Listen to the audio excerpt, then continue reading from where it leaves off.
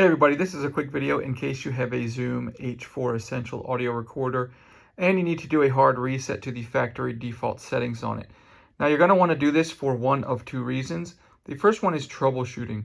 If you're having any issues where this seems to be not responding or not working or not recording properly or having strange sounds on playback and stuff like that, a hard reset can fix a lot of these issues. Now you're going to need to set it up again, and that's kind of the second reason you might want to do this.